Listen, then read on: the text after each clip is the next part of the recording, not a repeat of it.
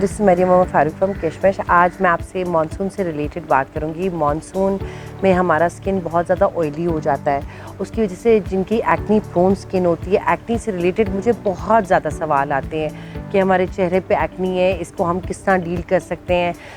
कई बार एक्नी सिर्फ ड्राई नहीं होती, वो ऑयली बेस पे होती है और प्रॉपर ऑयल वाले पिंपल्स होते हैं चेहरे पे, तो उससे ज़्यादा बेचारी ख़वातीन को बड़ी मुश्किलें रहती हैं। अक्सर हमारी लड़कियां जो हैं उनकी शादियां हो रही होती हैं, they want to have a good maintained skin. तो आज मैं आपसे बात करूंगी अपने एक्नी क्लेंजर के बारे में। ये एक ऐसा प्रोडक्ट है जो मैंने ख़ास तौर पे अपने स्किन के लिए तैयार किया था। मुझे भी एक्नी ऑन एंड ऑफ होती रहती है, ठीक है, तो I have to be very careful. तो ये ख़ास चीज़ों से मैंने एक पाउडर फॉर्म में ये चीज़ बनाई है ताकि आप इसको एज अ पेस्ट अपने मुंह पे लगा सकें। ये क्लेंजर है, तो आपने इसका 1 टीस्पून जो है क्लेंजर का लेना है और 1 टीस्पून रोज़ वाटर का ले सकते हैं आप। जो भी आपके पास घर में चीज़ मौजूद है, आप रोज़ वाटर लगा के या पानी में मिक्स करके इसकी पूरी पेस्ट बना के फेस और नेक पे लगा सकते हैं। अगर रोज़ वाटर लगाएंगे तो ज़्यादा बेनिफिशियल है, उससे स्किन को थोड़ा सा ड्राई और टोन्ड रखता है। इन दोनों चीज़ों को मिक्स करना है, फेस पे लगाना है और एटलीस्ट 1 से 2 मिनट के लिए छोड़ना है। अच्छा, एक और बात मैं आपको ये बताना चाहती हूँ कि प्लीज़ अपने स्किन को विगरसली रब मत करें, हाथ मत लगाएं, कि उसकी वजह से भी एक्नी बहुत ज़्यादा फैलती है। और जिस तकिए पे आप सोते हैं, कोशिश करें कि उसको धूप लगवाया करें तकिए को। ये सारी ऐसी चीज़ें हैं जो आप घर में भी मेंटेन कर सकते हैं। सोप का इस्तेमाल कम से कम करें, सोप स्किन को और ज़्यादा ड्राई करता है, तो कोशिश किया करें कि नेचुरल चीज़ें लगाएं।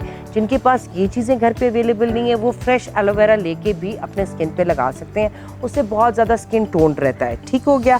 अब ये जब हमारा फर्स्ट स्टेप ख़त्म हो जाता है तो हम अपने सेकेंड स्टेप पे आएंगे, जो कि है हमारा रोज़ थेरेपी मास्क। अब ये रोज़ के बड़े बेनिफिट्स होते हैं। स्किन को सपल रखता है, सॉफ्ट रखता है, ये स्किन के अंदर रेडियंस डालता है, ये स्किन को फ्रेश रखता है और जो आपकी एक्नी होती है उसको भी बहुत ज़्यादा काम डाउन करता है। नेचुरली इसमें चीज़ें रोज़ में होती हैं जो आपके स्किन को बहुत ज़्यादा यूथफुल रखता है। अक्सर से ज़्यादा जो लोगों की स्किन होती है, जिन बच्चियों को या ख़वातीन को एक्नी होती है, वो स्किन बहुत ज़्यादा ड्राई होती है। अगर आप नोटिस करें तो राइट प्रोडक्ट स्किन पे लगाने से स्किन का पीएच बैलेंस नॉर्मल रहता है, उससे आपका स्किन बहुत ज़्यादा फ्रेश रहता है। ये आपको मैं दिखाती हूँ अपना रोज़ थेरेपी मास्क। ये ऐसा सा होता है, पिंक से कलर का, रोजेस की तरह। ये आप पूरी एक पेस्ट बना के मुंह और नेक पे लगा सकते हैं, और अगर कहीं और भी बॉडी पे है तो वहाँ पे भी आप ये चीज़ें लगा सकते हैं। और आपने पेस्ट बना के 2 से 3 मिनट छोड़ना है, ये हल्का सा ड्राई हो जाएगा। फिर ठंडे पानी के साथ विदाउट रबिंग टू मच आपने अपना फेस धोना है, ठीक है।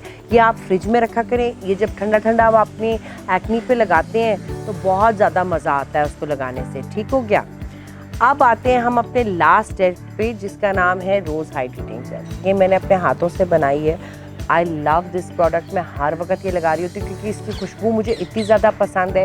इसके अंदर मैं फ्रेश रोजेस की इंग्रेडिएंट्स डालती हूँ, उसकी वजह से स्किन में बहुत ज़्यादा फ्रेशनेस रहती है। अब एक्नी के लिए you have to be very careful, क्योंकि ये एक जेल की तरह की फॉर्मुलेशन है और इसमें कोई ऑयल बेस्ड चीज़ नहीं होती है।